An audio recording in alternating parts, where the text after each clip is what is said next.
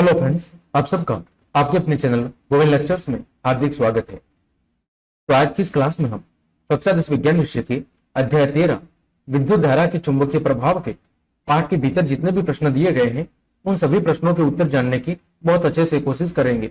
हमने चैप्टर की व्याख्या बहुत अच्छे से करा रखी है। अगर आपने चैप्टर की व्याख्या वाली क्लासेस नहीं देखी है तो उनकी लिंक वीडियो के डिस्क्रिप्शन में है या फिर चैनल की प्लेलिस्ट पर जाकर आप उन क्लासेस को आराम से देख सकते हैं। तो चलिए क्लास हम शुरू करें। देखें, सबसे पहला प्रश्न दिया गया है कि चुंबक के निकट लाने पर द्विक सूचक की सुई विक्षेपित क्यों हो जाती है। जब चुंबक के पास में हम द्विक सूचक को लेकर आते हैं तो उस द्विक सूचक की जो सुई है वो विक्षेपित क्यों हो जाती है।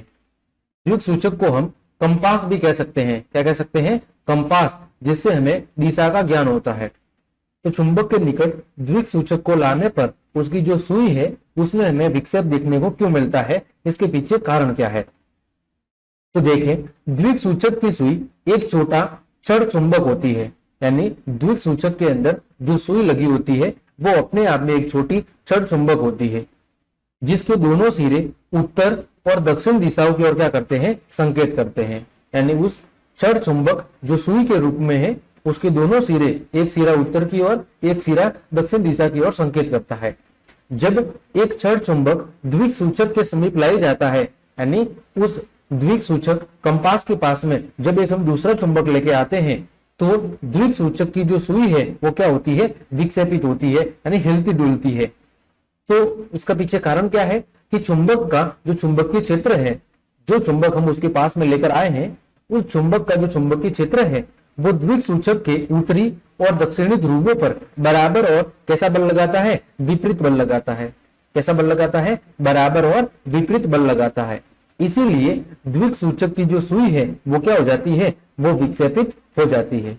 मतलब ऐसे समझ लो कि एक तो ये आपने चुंबक है, ठीक है, इसके दो भाग होंगे, नॉर्थ और साउथ, और इसके बाद जो कंपास लगा हुआ है उस कंपास में भी जो सुई है वो एक छड़ चुंबक का ही उदाहरण है। तो हम कुछ ऐसा ले लेते हैं कि इस प्रकार के चुंबक से वो बनी हुई है, और इसमें भी क्या है? इसमें भी नॉर्थ और साउथ है, ठीक है। तो जब ये दोनों, हमें पता है कि जो समान ध्रुव होते हैं वो एक दूसरे को क्या करते हैं? एक दूसरे को प्रतिकर्षित करते हैं, और असमान ध्रुव एक दूसरे को आकर्षित करते हैं। तो जब ये दोनों चुंबक एक और ये द्विक सूचक की सुई के रूप में जो चुंबक है वो चुंबक जब एक दोनों के आस पास में आएंगे तो अगर जो समान ध्रुव है वो एक दूसरे पर कैसा बल लगाएंगे? बराबर लगाएंगे, लेकिन कौन सी दिशा में लगाएंगे? विपरीत लगाएंगे। यानी क्या करेंगे? यानी प्रतिकर्षित करेंगे। और इस प्रतिकर्षण के कारण ही जो आपका द्विक सूचक है उसकी सुई में हमें विक्षेप देखने को मिलेगा। ठीक है, उम्मीद करता हूं आपको समझ में आया होगा।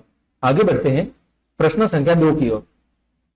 किसी छड़ चुंबक के चारों ओर चुंबकीय रेखाएं खींचिए। एक कोई छड़ चुंबक है, ये आपके बीच में दिख रहा है, ये एक छड़ चुंबक है, ये वाला हिस्सा, और इसके चारों ओर हमें क्या करनी है? हमें चुंबकीय रेखाएं खींचनी है। तो जैसा आपको चित्र में दिख रहा है इस तरह से आप चुंबकीय रेखाएं खींच देंगे, ठीक है। हमें पता है कि चुंबकीय जो रेखाएं हैं वो उत्तरी ध्रुव से निकलती है और दक्षिणी ध्रुव पर जाकर क्या होती है? समाप्त होती है। और चुंबक के भीतर इनका जो क्रम होता है वो कहाँ होता है? वो दक्षिणी ध्रुव से उत्तरी ध्रुव की ओर होता है। ये आपको ध्यान रखना है, ठीक है। आगे बढ़ते हैं प्रश्न संख्या 3 की ओर।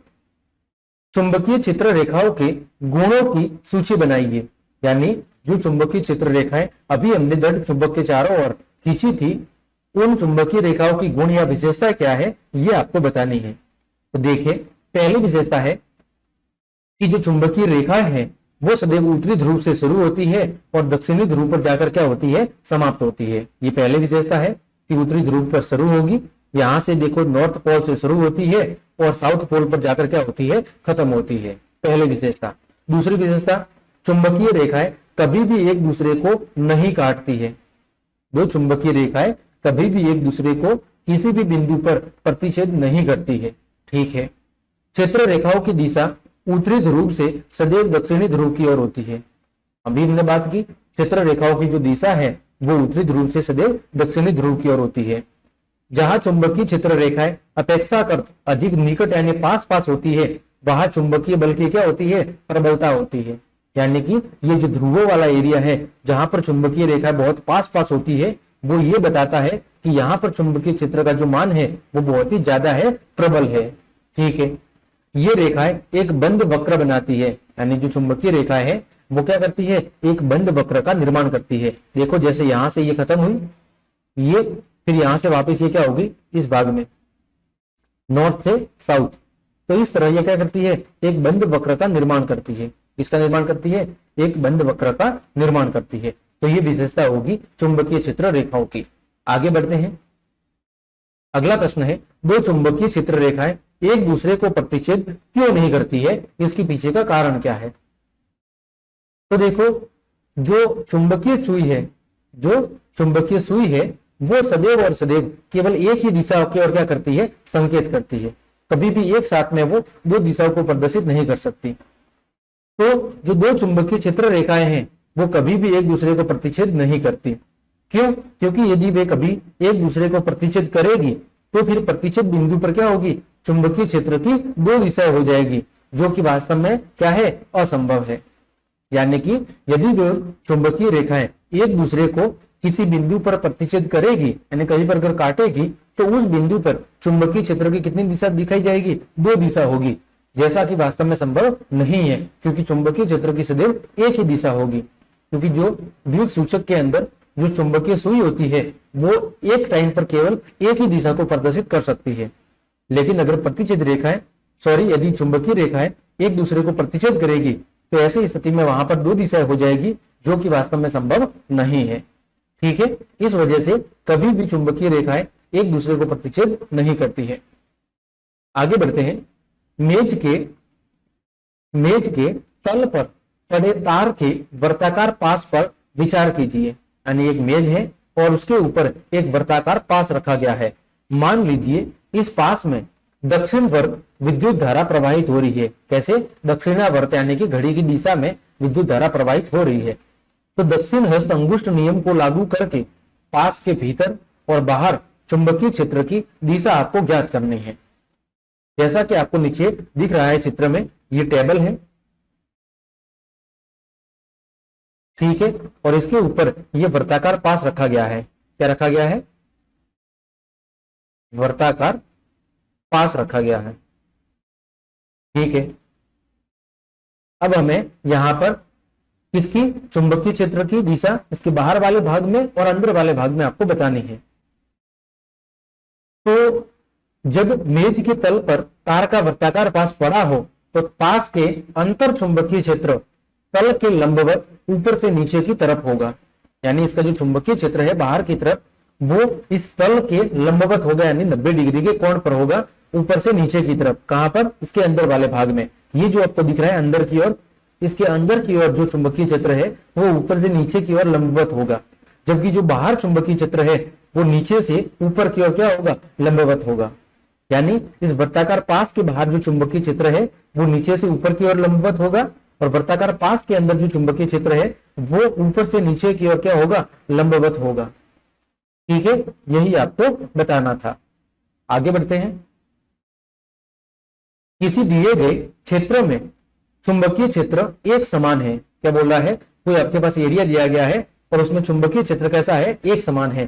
तो इसे निरूपित करने के लिए आपको एक आरेख बनाना है। क्या बनाना है? आरेख बनाना है। तो सिंपल सी बात है, यदि चुंबकीय क्षेत्र का मान एक समान है तो ऐसी स्थिति में जो चुंबकीय बल रेखाएं हैं उनकी दूरी और लंबाई दोनों ही क्या होगी? आपस में समान होगी। यानी उनको हम समांतर रेखाओं के जरिए क्या कर सकते हैं? प्रदर्शित कर सकते हैं, क्योंकि यहाँ पर जो रेखा दी गई है वो आपस में समान भी है और कैसी है? समांतर भी है। मतलब इनकी दूरी और लंबाई दोनों ही क्या है? आपस में बराबर है।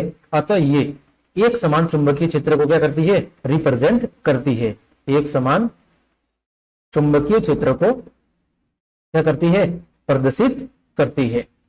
ठीक है, आगे बढ़ते हैं। अगला प्रश्न है, सही विकल्प चुनिए। किसी विद्युत धारावाही सीधी लंबी परिनालिका के भीतर चुंबकीय क्षेत्र कैसा होता है? हमने पढ़ा था चैप्टर की व्याख्या में, परिनालिका के भीतर चुंबकीय क्षेत्र। तो परिनालिका के भीतर के भाग में जो चुंबकीय क्षेत्र होता है वो सभी बिंदुओं पर कैसा होता है? सभी बिंदुओं पर एक समान होता है। ठीक है, आगे बढ़ते हैं। किसी प्रोटॉन का निम्नलिखित में से कौन सा गुण किसी चुंबकीय क्षेत्र में मुक्त गति करते समय परिवर्तित हो जाता है? कोई प्रोटॉन है, ठीक है, प्रोटॉन को किससे दर्शाते हैं? P+ से दर्शाते हैं, ठीक है। इस पर कौन सा आवेश होता है? इस पर धनात्मक आवेश होता है। तो प्रोटॉन का कौन सा गुण है जो किसी चुंबकीय क्षेत्र में मुक्त गति करते समय परिवर्तित हो जाता है? तो वो दो चीजें हैं, एक तो वेग परिवर्तित हो सकता है, एक संवेग, क्योंकि वेग का सूत्र क्या होता है? वेग का सूत्र होता है विस्थापन बटे में समय। क्या होता है? विस्थापन बटे में समय। और संवेग का सूत्र क्या होता है? P = mv। m का मतलब क्या होता है? द्रव्यमान गुणा वेग, द्रव्यमान गुणा वेग।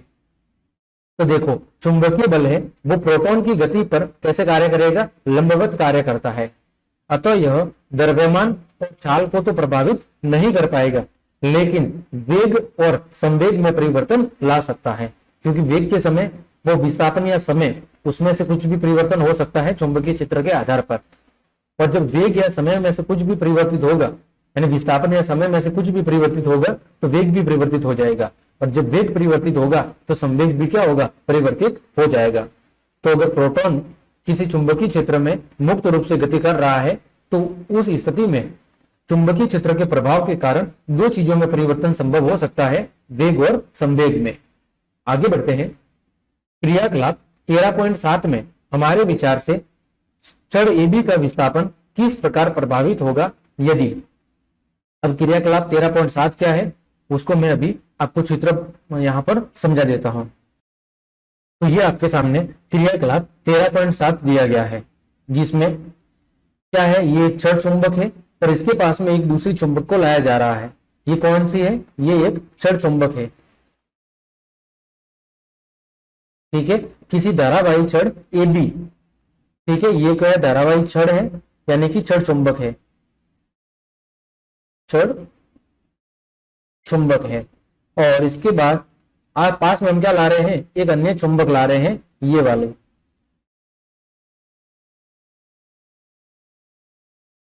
ठीक है। तो प्रश्न क्या कह रहा है कि क्रियाकलाप 13.7 में हमारे विचार से छड़ AB का विस्थापन किस प्रकार प्रभावित होगा यदि छड़ AB में प्रवाहित विद्युत धारा में वृद्धि हो जाए। दूसरा, यदि अधिक प्रबल नाले चुंबक का प्रयोग किया जाए, यदि अधिक प्रबल नाले चुंबक का प्रयोग किया जाए, ये वाले जो चुंबक है ये छड़ AB की लंबाई में वृद्धि कर दी जाए, तो कैसे परिवर्तन होगा ये आपको बताना है। तो देखो, सिंपल सी बात है कि जो धारा है, धारा और चुंबक या जो चुंबकीय क्षेत्र है, ये दोनों एक दूसरे के क्या होते हैं? समानुपाती होते हैं। तो यदि छड़ AB में प्रवाहित जो विद्युत धारा है उसमें अगर हम बहुत ज्यादा वृद्धि कर दें, तो चालक पर लगाया गया जो बल है, बल भी क्या हो जाएगा? बढ़ जाएगा। तो इसीलिए जो छड़ का विस्थापन है वो भी क्या हो जाएगा? बढ़ जाएगा।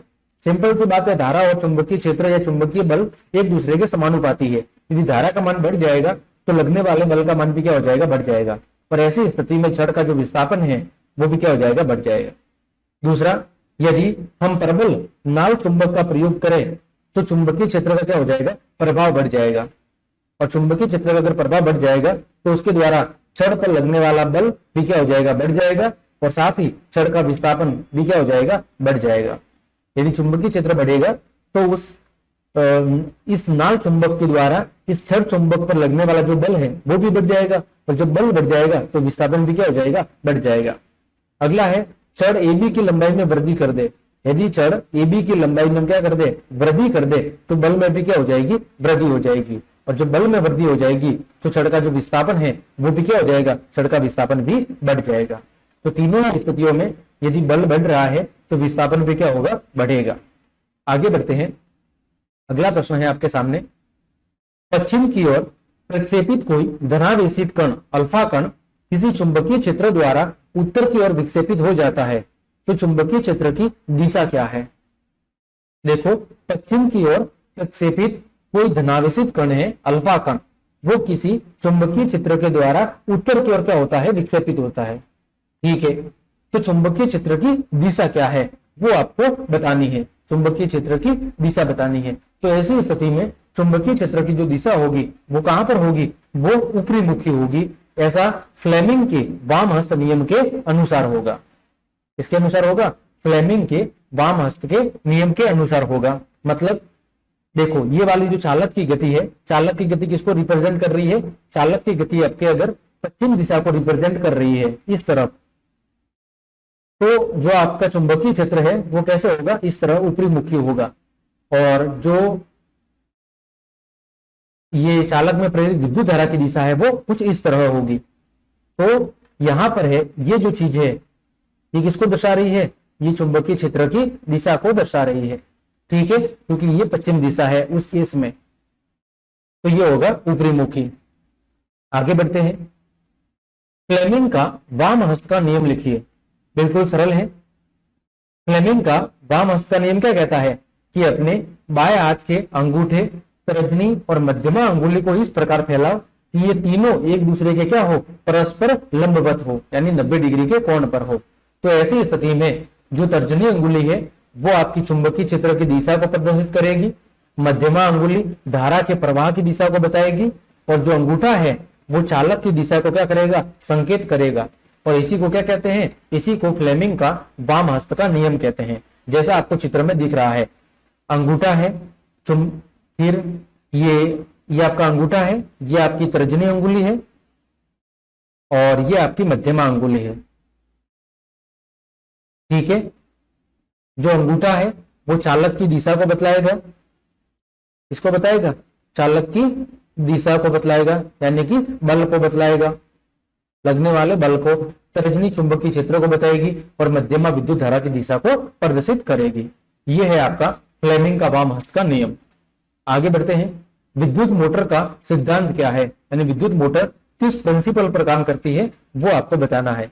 तो विद्युत मोटर के सिद्धांत के अनुसार यदि किसी कुंडली, कुंडली का मतलब यहां पर किससे है, आर्मेचर से, यदि किसी कुंडली आर्मेचर को चुंबकीय क्षेत्र में रखकर उसमें विद्युत धारा प्रवाहित की जाए तो कुंडली पर एक बल कार्य करता है जो कुंडली को क्या करता है, उसके अक्ष पर घुमाने का काम करता है, और जिसके परिणाम स्वरूप क्या होती है, जिसके परिणाम स्वरूप विद्युत ऊर्जा यांत्रिक ऊर्जा में क्या होती है, परिवर्तित होती है। ये जैसे आपके बीच सामने कुंडली दी गई है, ए बी सी डी, ये क्या है, कुंडली है। अगर इस कुंडली को दो चुंबक के बीच में रखकर क्या किया जाए, इसे घुमाया जाए, तो ऐसी स्थिति में जो विद्युत मोटर है ये विद्युत ऊर्जा को इसमें बदलने का काम करेगी, ये विद्युत ऊर्जा को यांत्रिक ऊर्जा में बदलने का काम करेगी। तो विद्युत मोटर इसी सिद्धांत पर क्या करती है, कार्य करती है। ठीक, आगे बढ़ते हैं, विद्युत मोटर में विभक्त वलय की क्या भूमिका होती है। तो विद्युत मोटर में जो विभक्त वलय हैं वो द्विक परिवर्तक का कार्य करते हैं। इसका कार्य करते हैं, द्विक परिवर्तक का। ये क्या करते हैं, ये परिपथ में जो विद्युत धारा है उसके प्रवाह को एक्साइटेड करने में सहायता करते हैं। मतलब उसकी विद्युत धारा के प्रवाह की जो दिशा है उस दिशा को बदलने का काम करते हैं। यानी प्रत्येक आधे चक्र या आधे घूर्णन के बाद धारा की दिशा को बदलने का ये क्या करते हैं, काम करते हैं, ताकि कुंडली में लगातार क्या होती रहे, विद्युत धारा प्रवाहित होती रहे और वो लगातार विद्युत जो ऊर्जा है उस विद्युत ऊर्जा को यांत्रिक ऊर्जा में परिवर्तित करती रहे। तो ये काम होता है विभक्त वलय का। आगे बढ़ते हैं, किसी कुंडली में विद्युत धारा प्रेरित करने के विभिन्न ढंग स्पष्ट कीजिए। यदि किसी कुंडली में आपको विद्युत धारा को क्या करना है, प्रेरित करना है, तो किन किन तरीकों से आप प्रेरित कर सकते हैं वो आपको बताना है। तो किसी कुंडली में विद्युत धारा प्रेरित करने के विभिन्न ढंग निम्नलिखित हैं। पहला, कि चुंबक को हम कुंडली के भीतर या बाहर की ओर क्या कराएं, गति कराएं। दूसरा, कुंडली में प्रवाहित जो विद्युत धारा है उसमें हम परिवर्तन कर दें। और तीसरा है कि कुंडली को हम चुंबकीय क्षेत्र में क्या करें, घुमाएं। तो इन तीनों ही स्थितियों से किसी कुंडली में विद्युत धारा प्रेरित हो सकती है कि या तो हम चुंबक को कुंडली के भीतर या बाहर गति करें, या कुंडली में प्रवाहित जो विद्युत धारा है उसमें परिवर्तन करें, या कुंडली को चुंबकीय क्षेत्र के अंदर क्या करें, रोटेट कराएं। तो इन तीनों ही स्थितियों से कुंडली में जो विद्युत धारा है उसको प्रेरित किया जा सकता है। आगे बढ़ते हैं, अगला प्रश्न है, विद्युत जनित्र का सिद्धांत लिखिए। तो जो विद्युत जनित्र है वो विद्युत चुंबकीय प्रेरण के सिद्धांत पर क्या करता है, कार्य करता है। इसमें होता क्या है, जब एक कुंडली को किसी चुंबकीय क्षेत्र में रखकर घुमाया जाता है तो उस कुंडली में से गुजरने वाली चुंबकीय क्षेत्र रेखाओं में परिवर्तन होता है, जिसके कारण से कुंडली में क्या होती है, प्रेरित विद्युत धारा उत्पन्न हो जाती है। ये आपको अच्छे से याद रखना है। मैंने चैप्टर की व्याख्या में विद्युत जनित्र को चित्र के माध्यम से बहुत अच्छे से समझा रखा है। तो अगर आपने वो क्लासेस नहीं देखी है तो आपसे रिक्वेस्ट है, उसकी लिंक वीडियो के डिस्क्रिप्शन में है, वहां जाकर आप विद्युत मोटर और विद्युत जनित्र दोनों को मैंने 3D डायग्राम की मदद से बहुत अच्छे से समझा रखा है। तो आपसे रिक्वेस्ट है उन क्लासेस को जरूर देखें ताकि आपको विद्युत मोटर और विद्युत जनित्र बहुत अच्छे से समझ में आ सके और इनसे प्रत्येक परीक्षा में एक प्रश्न जरूर पूछा जाता है, तो आप अच्छे से तैयार भी कर लें। अगला प्रश्न है, डिस्ट धारा के कुछ स्रोतों के नाम बताइए। डिस्ट धारा का मतलब है डीसी करंट। डीसी करंट हमें कहां से प्राप्त होता है, उसके कुछ स्रोतों के नाम बताने हैं। तो वो कहां से प्राप्त होता है, लेड बैटरियों से, शुष्क सेल से, बटन सेल से, कार डायनेमो से और साइकिल डायनेमो से। यहां से हम डिस्ट धारा की उत्पत्ति कर सकते हैं। इसके अलावा आजकल जो सोलर सेल है, सोलर सेल हो गए, सोलर प्लेट होगी, वहां से भी हमें कौन सी ऊर्जा प्राप्त होती है, डीसी ऊर्जा प्राप्त होती है। ठीक है, आगे बढ़ते हैं। प्रत्यावर्ती विद्युत धारा उत्पन्न करने वाले स्रोतों के नाम बताने हैं, यानी एसी करंट हम कहां कहां से प्राप्त कर सकते हैं। तो एक तो हम नाभिकीय ऊर्जा संयंत्र से प्राप्त कर सकते हैं, थर्मल पावर प्लांट से प्राप्त कर सकते हैं और वाटर पावर स्टेशन से प्राप्त कर सकते हैं। वहां से हम एसी करंट प्राप्त कर सकते हैं। अगला प्रश्न है आपके सामने, सही विकल्प का चयन करें। तांबे के तार की एक आयताकार कुंडली किसी चुंबकीय क्षेत्र में घूर्णन कर रही है, तो इस कुंडली में प्रेरित विद्युत धारा की दिशा में कितने परिभ्रमण के पश्चात परिवर्तन होता है। तो आप सब जानते होंगे आधे चक्र के बाद में विद्युत धारा की दिशा में क्या होगा, परिवर्तन हो जाएगा। आगे, विद्युत परिपथों और साधित्रों में सामान्यतः उपयोग होने वाले दो सुरक्षा उपायों के नाम बताने हैं। तो कौन कौन से हैं, या तो अर्थिंग होता है, भू संपर्क तार होता है, तो विद्युत फ्यूज होता है, और क्या होता है, और आजकल एक एमसीबी है। ठीक है, क्या है, एमसीबी। इन तीनों युक्तियों का उपयोग हम परिपथों में और साधित्रों में उनको सही ढंग से यूज करने के लिए, ताकि उनसे सुरक्षा बनी रहे और कोई नुकसान ना हो, इसके लिए हम इनका उपयोग सुरक्षा कवच के रूप में करते हैं। आगे, 2 किलोवाट शक्ति अनुवर्तनांक का एक विद्युत तंगर किसी घरेलू विद्युत परिपथ 220 वोल्ट में प्रचालित किया जाता है, यानी कि 2 किलोवाट शक्ति वाली कोई डिवाइस है और उस डिवाइस का उपयोग घरों में जो 220 वोल्ट की सप्लाई आती है उसमें किया जाता है, जिसका विद्युत धारा अनुवर्तनांक कितना है, 5 एम्पियर है। कितना है, 5 एम्पियर। इससे आप किस परिणाम की अपेक्षा करते हैं, स्पष्ट कीजिए। तो देखो, विद्युत जो तंदूर है उसकी शक्ति कितनी है, P इक्वल टू 200 किलोवाट, यानी कि 2000 वोल्ट के बराबर है। और यहां पर जो वोल्ट है वो कितना है, 220 वोल्ट है। तो धारा P I इक्वल टू क्या होता है, P अपॉन V होता है। तो P का मान है 2000 और V का मान है 220। तो 0 से 0 कट जाएगा, ये कितना हो जाएगा, 100/11। 100/11 मतलब 9.09 एम्पियर, यानी विद्युत धारा कितनी आएगी, 9.09 एम्पियर। इसका मतलब क्या है कि यहाँ पर जो विद्युत धारा का अनुवर्तनांक है वो कितना है, 5 एम्पियर, यानी 220 वोल्ट वाले जो वायर है वो 5 एम्पियर की विद्युत धारा को ले जा सकते हैं। कितने एम्पियर की, 5 एम्पियर की विद्युत धारा को ले जाने में सक्षम है। तो विद्युत जो तंदूर है वो इससे कई विद्युत धारा अधिक लेकर जा रहा है। इसका मतलब परिपथ में क्या हो जाएगा, परिपथ में अति भारण हो जाएगा, यानी क्या हो जाएगा, लोड बढ़ जाएगा। क्या हो जाएगा, लोड बढ़ जाएगा, जिसके कारण या तो फ्यूज उड़ जाएगा और विद्युत परिपथ क्या हो जाएगा, अवरोधित हो जाएगा। विद्युत का जो फ्यूज है वो जल जाएगा या उड़ जाएगा, और जो विद्युत परिपथ में जो सप्लाई है वो क्या हो जाएगी, वो सप्लाई बंद हो जाएगी। क्योंकि जो वायर है वो तो 5 एम्पियर तक की विद्युत धारा को ही सहन कर सकता है, लेकिन आपकी विद्युत धारा कितनी हो गई है, यहाँ पर 9.09 एम्पियर हो गई है, यानी ओवरलोड हो गया है। तो लोड बढ़ गया है, मतलब ऐसी स्थिति में फ्यूज उड़ जाएगा और आगे की जो सप्लाई है, वो बंद हो जाएगी। आगे बढ़ते हैं। घरेलू विद्युत परिपथों में अति भारण यानी कि लोड से बचाव के लिए, जो लोड बढ़ जाता है ठीक है, हैवी लोड हो जाता है। उस हैवी लोड से बचने के लिए आपको क्या सावधानी बरतनी चाहिए? तो वो सावधानी क्या है? पहली सावधानी है, विद्युत प्रवाह के लिए उपयोग की जाने वाली तारें अच्छे प्रतिरोधन पदार्थ से क्या होनी चाहिए? ढकी होनी चाहिए। यानी जो वायर हम उपयोग से ले रहे हैं उसके ऊपर जो कवर लगा होता है, जो ऊपर जो सेल्डिंग की होती है वायर के ऊपर, वो अच्छी क्वालिटी वाले होनी चाहिए, जैसे पीवीसी यानी पॉलीविनाइल क्लोराइड की होनी चाहिए, ताकि वो आसानी से पिघले नहीं है, जले नहीं। दूसरा, विद्युत परिपथ विभिन्न वर्गों में बटे होने चाहिए और प्रत्येक साधित्र का क्या होना चाहिए? फ्यूज होना चाहिए। यानी आपके घर में जितनी भी डिवाइस लगी हुई है, जो कीमती डिवाइस है या उपयोगी डिवाइस है, उन सब के आगे फ्यूज लगा होना चाहिए, ताकि अगर किसी भी प्रकार की समस्या होगी इलेक्ट्रिक, तो फ्यूज उड़ जाएगा और आपकी डिवाइस को किसी भी प्रकार का कोई नुकसान नहीं होगा। अगला, उच्च शक्ति प्राप्त करने वाले जैसे एयर कंडीशनर यानी AC, fridge, water heater, press आदि को एक साथ प्रयोग नहीं करना चाहिए। यानी जो हाई वोल्टेज डिवाइस है, ठीक है, हाई वोल्टेज वाली डिवाइस है, उन डिवाइस को एक साथ में उपयोग नहीं लाना चाहिए। ठीक है। अगला, एक ही सॉकेट से बहुत से विद्युत साधित्रों का प्रयोग नहीं करना चाहिए। यानी एक ही सॉकेट में एक से अधिक जो मल्टीपल डिवाइस है उनका उपयोग नहीं करना चाहिए। तो ये कुछ सुरक्षा के उपाय हैं। आगे बढ़ते हैं।